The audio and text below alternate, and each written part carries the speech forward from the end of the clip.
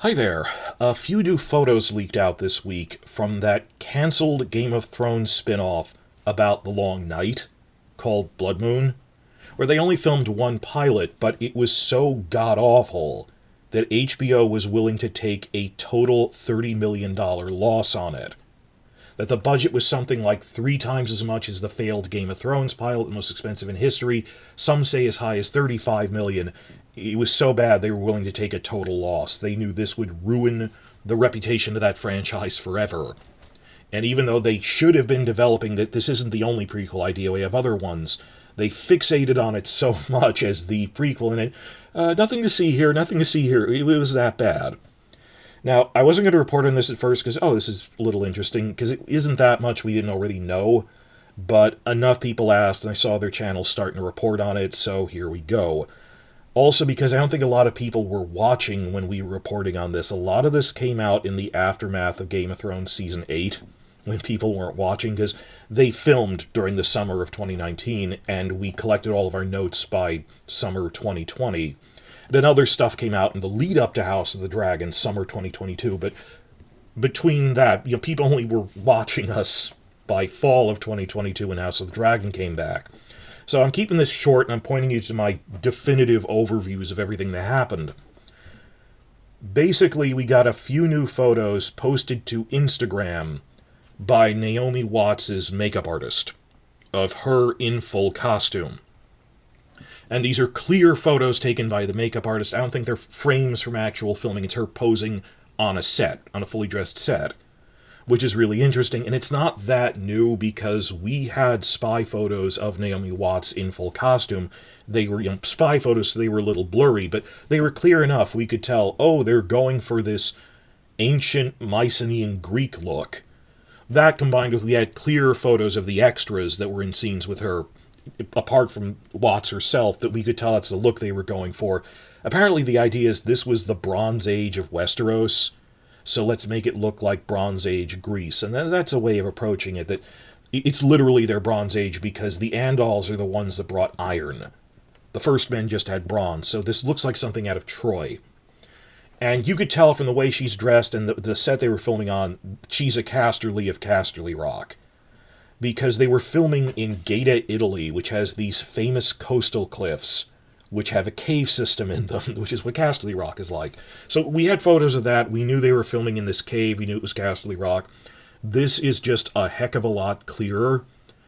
And, like I heard the costumes are done by Nyla Dixon, who did the Lord of the Rings trilogy. They are good costumes. They hired the best for that. Just hire good writers is the key thing here. The one new thing we didn't quite see before is that you get a really good look at this wall fresco, carved fresco, looking like Mycenaean Greek art style of, hunters on chariot hunting lions. This is very clearly Casterly Rock, but, the gold colors and the fact it's a coastal cave alone, we already pretty much knew that. So they're clear photos of her Casterly character. We never found out the exact name. This is just to recap for anyone who wasn't immediately following all of this. I made one giant, comprehensive, single one-place video summarizing 2 years of following this on a daily basis, which I put out summer of 2020 after we got a bunch of casting updates, casting sheet leaks. It is 2.5 hours long, and it's mostly meant for, I know a lot of you aren't going to watch it, but for other YouTube channels, like if Red Team Review or Alt Shift X or someone wants to do a deep dive on this is all of the evidence we ever had. I summarized it all there. Now, Lucifer Means Lightbringer also did a pretty big leak report, which I combined with my earlier reports to make that 2.5 hour thing. Because as I told him, I shared with him, he said they line up with what I was seeing from closely following the filming leaks and the casting sheets. And what were they saying? What are these physical descriptions of which character? What scene could this be? And it matched up pretty well, combined with things the linguist David J. Peterson said about it, that we had a decent idea of what they were doing. That's the 2.5 hour version. The first hour's the story stuff. The rest of it is just going over the casting sheets, going, I think such and such person was such and such a role. You don't need to go, if you're another big research channel, take a look at that. It covers everything. Thankfully for you guys, They later put out another report in summer of 2022, right before House of the Dragon came out. They finally had people talking about what was that failed spin-off like. And they didn't say much, but what they said was intriguing. So more recently than my earlier thing, I made a more condensed 45-minute version, which is the thing I'm going to link at the end of this video and in the description box, because it's updated, more recent information, and it's more condensed and shorter. Check that out.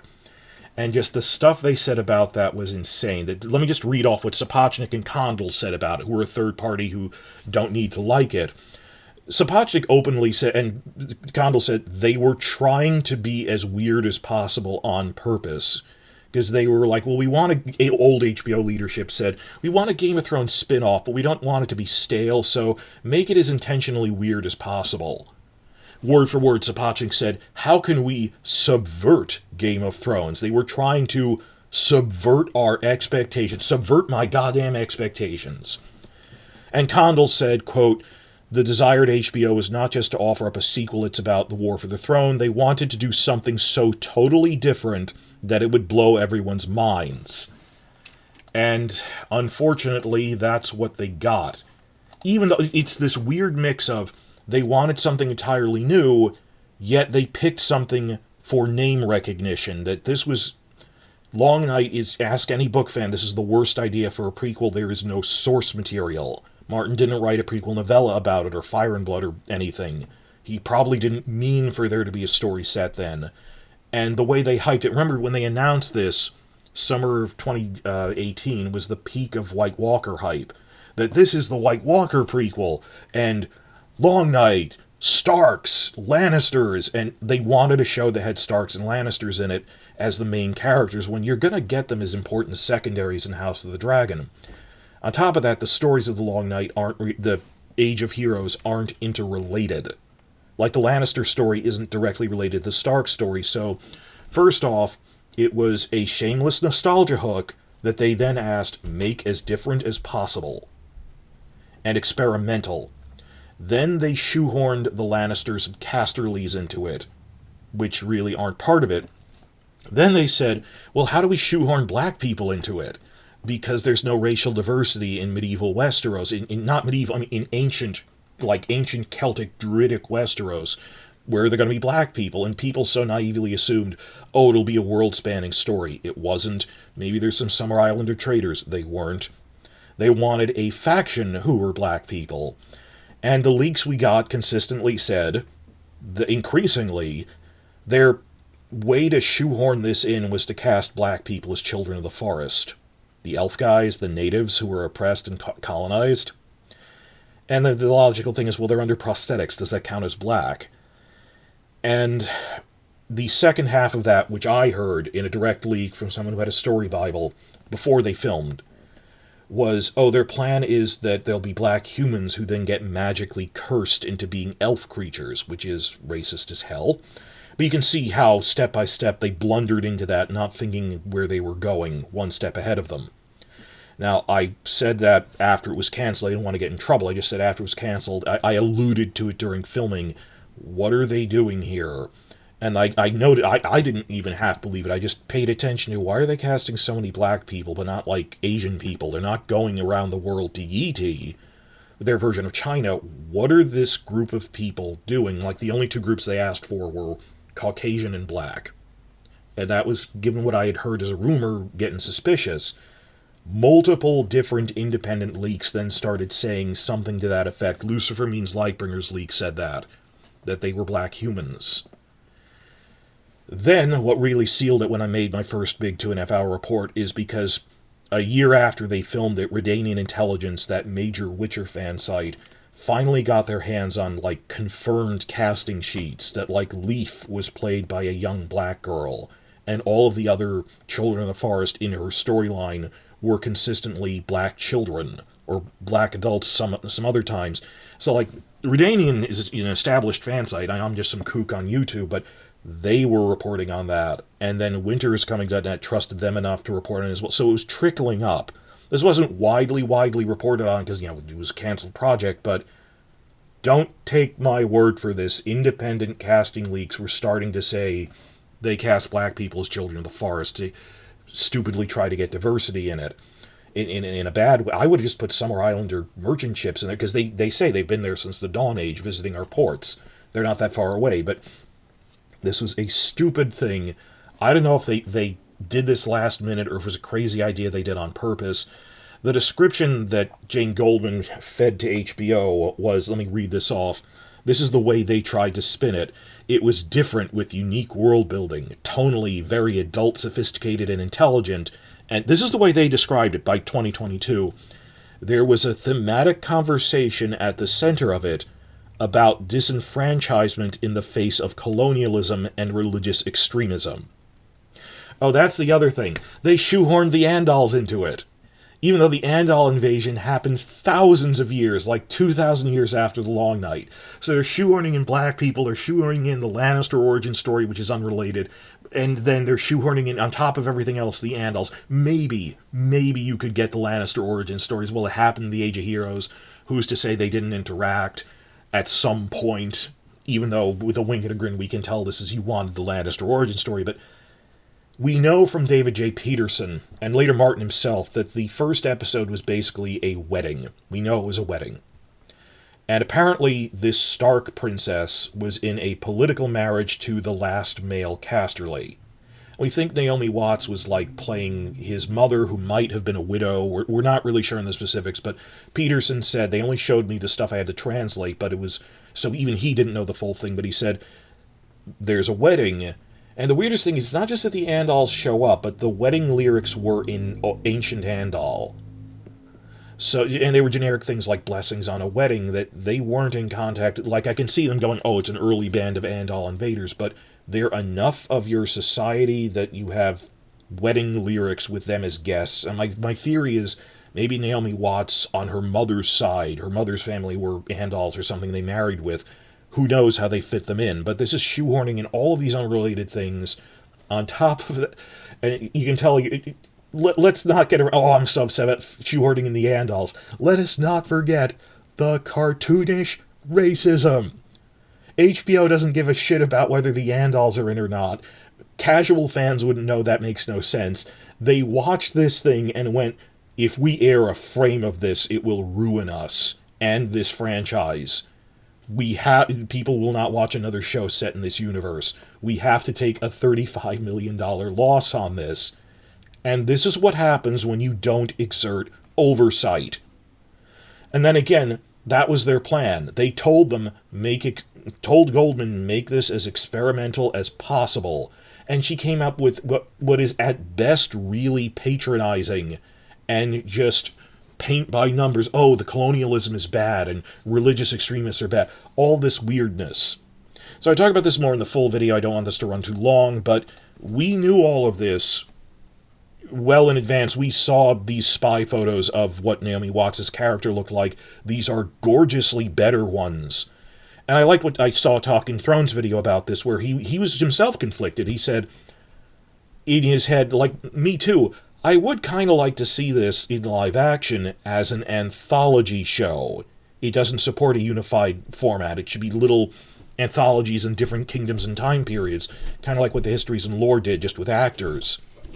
That you see the quality of the budget that went into these costumes and sets, and you go, this could have been good if someone who respected Martin's works was handling it. And I think in anthology format, you couldn't really make one unified story. But then even Talking Thrones said he believes the multiple reports with casting sheet citations that they were casting black people as children in the forest. This is awful. And again, this was the stupid idea the old HBO leadership picked right before they were going to be jumping ship anyway over to Apple. That they ran their company into the ground with their poor spending and had to sell it to AT&T. And this is the burden they left on the new incoming people, that we can't do this.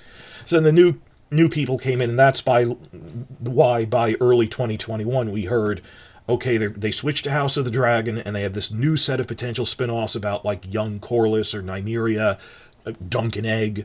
So the new people seem to be suggesting pretty decent ideas, but no thought went into this. It's something, I really think it was like a Bialystok and Bloom thing almost, if they just suggested something that was good as a soundbite.